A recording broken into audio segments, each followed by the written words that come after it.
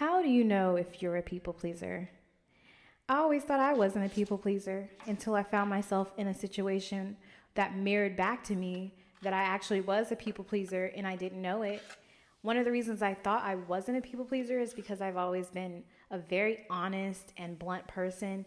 I always felt like I had the ability to stand up for myself and say how I feel.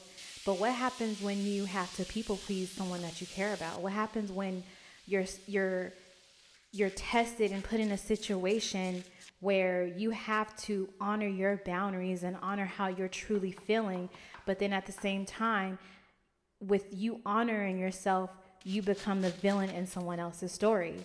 That's what I found myself faced with, and the outcome of that was me choosing to say yes to that person and say no to myself.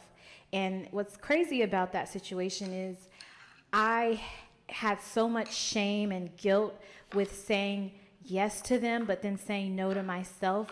And I got into a very personal battle with myself because I said yes to this person and I said no to me. And I think that I was so afraid of being the villain in this person's story. It made me so uncomfortable to honor myself and say I can't do this and walk away.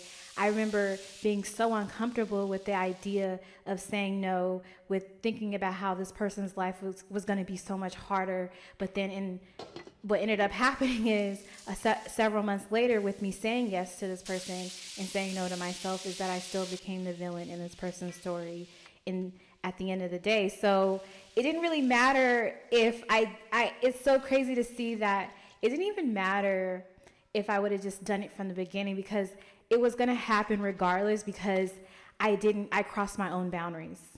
And so I asked this question to everyone: how do you know if you're a people pleaser?